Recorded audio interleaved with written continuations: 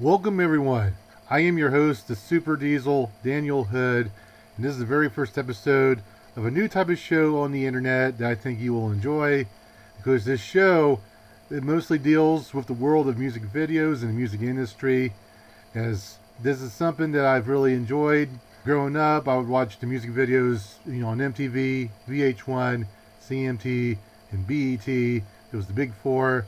But over the years, that went away over on television. I feel like, music videos, it's missing that human touch, if you will. So I'm going to try to bring it back. And of course, what's good about this podcast is that it is attached to an actual playlist that I made. And I also will tell you what these music videos have in common. These artists are from the San Francisco community. Communities are really important to everybody in all walks of life, whether it's sports, science, being a teacher, and of course music. I do feel like there ain't a lot of shows involving music in which there was a big emphasis on where these people came from. So every episode I'm going to focus on new community. There's the very first episode I picked a good one. I picked San Francisco, which is the Bay Area, and some of the greatest musicians of all time cut their teeth in San Francisco. But the very first video that I played was from a band called the Limousines, really cool name, and their track was Internet Killed the Video Star, and it continued a very famous story that was first created back in 1980 when the Buggles proclaimed that video killed the radio star. And that was an awesome song. The moon literally exploded when that song came out, and I think the moon exploded again when this song came out for the Limousines, because it continued a great story. And it does make you wonder, did internet really kill the video star? And here's the thing, I'm going to say no. Because just like how radio didn't die after video came about, it was fun to talk about, but it didn't die. Radio's still around. We still got video, which now instead of like the videotape, it's just now in the streaming form. It evolved, but radio evolved. It became podcasting. And the internet actually hosts all these things. So I will say internet did not kill the video star, but this is a really excellent video. I've loved the song since I first heard it. It was on the Priana Streety movie soundtrack. It appeared at the end of the movie because I love renting movies as well. That's how I discovered it. And of course, you can also hear the song on their album Get Sharp, which came out around 2010. And of course, the band The Limousines features Giovanni Gesti, and of course the vocalist Eric Victorino. They've been around since 2007. Most of their work was done in the 2010s. They're like a dance pop duo. And they haven't released anything since 2019, as they do like tours throughout the West Coast, playing the stuff they've already made. There is no news on if they're going to make new music, but they made magic with this one. I've always liked this song. Just how Video Killed the Radio Star was a big hit back then, and it was symbolic to what would be to come. I like to think this could be a little bit symbolic. This gives them, this song, a chance to break through on something new, because I do think I'm doing something really interesting, and I think our grandkids will be playcasting. I'd like to see an artist to come out and proclaim that holograms killed the internet star, because I think the next big thing in technology is holograms. It's very early on. It's a thing that was used at Coachella when Tupac came out, and I think they used it once for Michael Jackson. They've used it for ABBA. It costs a lot of money, so it's not something anyone can use. But that's how most things got their launch. The big wigs with money can use these things, but then eventually everyone else can use it. And I think within the next 15 years, people will be able to buy holograms for their homes. And that will replace the popularity of the internet. And an artist will come out and they will say, holograms killed the internet star. That's my prediction. That'd be crazy if I'm right. We'll revisit that down the road if it happens. So also the next song I played after that, I played a track from a young female artist. She grew up in Germany, then she made her way to America. And this artist is Kim Petras. And she released the track Future Starts Now on Republican Records. And of course, Kim Petras has actually became a little important to the San Francisco community. She spent a lot of time, as I mentioned, touring in California and the West Coast. But San Francisco has taken a liking to her, as she's done a lot of work in the youth communities, within San Francisco, and she's made such an impact that the local government of San Francisco, back in October 29th, 2023, they gave her her own day. And every October 29th, forever and always, it's going to be Kim Petras Day, because she is very well liked in the community. So I figure she fits well in this San Francisco themed playlist. But I want to talk about this track, Future Starts Now. I think that's also very befitting, because this is a new thing that I am giving a shot at. I think the future does start now.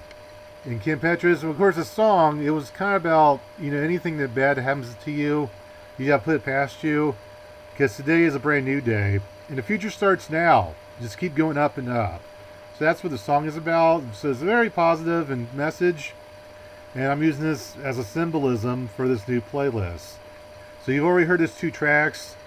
The next song that I will play in just a little bit, this is from an artist who also was born in San Francisco, California, but she's got a lot of international ties. She is an Asian woman. Her name is Jessica Jung. Very talented, and we are going to play her track Beep Beep. Of course, this was released by Corridal Entertainment. She released this as a single. And of course, she became a big star over in the South Korea area, as she was the original member of Girls' Generation. They were one of the first bands to kind of kick off the explosion of pop music in South Korea, in Tokyo, as they do a lot of stuff in Japan as well. I think it was kind of a way for her to connect with an Asian audience, as even though she is an Asian person, she grew up in San Francisco, so she can speak English pretty decently, bilingual, if you will, and she's got a good taste for fashion. As you see her videos, she always is dressed up, she dyes her hair, and yeah, she's what you call a very fashionable woman. Jessica Jung is trying to live the American dream, and there's nothing wrong with that. Beep beep, you can go out there and dance. Or if you got a car, you can beep beep, do a little dance in the street. So something like that. That's what Jessica Jung has provided for us in this track. And we'll see where she goes. She's another young artist. We'll see where she goes from here. But now I do want to talk about some legendary artists. As I covered some young developing artists, there's a lot of legends in San Francisco. And one guy that I will have next to my playlist, he is the all-time great rapper, MC Hammer. He was born in Oaktown, the streets of Oaktown, which he began his career. He wanted to play baseball for the Oakland A's. He played Little League. That was his first love. But in the minor leagues, he couldn't quite make it. He didn't do very well. But he had another love. He was falling in love with hip-hop music and the hip-hop scene in San Francisco and Oakland. This track I'm going to play is Let's Get It Started. It's a wonderful thing to dance to. It's a great way to start a party. Let's get it started. It's kind of funny. A lot of these guys, the way they dance, it's so funny. Like, it's way before my time. I might want to go in the backyard and try to dance like that. That one guy, he's like a big fat dude. He's in it. He dances with his whole body. And that is just, it's great. It's good times. So that's MC Hammer. You'll hear from him. And he's still doing his thing today. He's still in great shape. He can still dance. He can still do rap.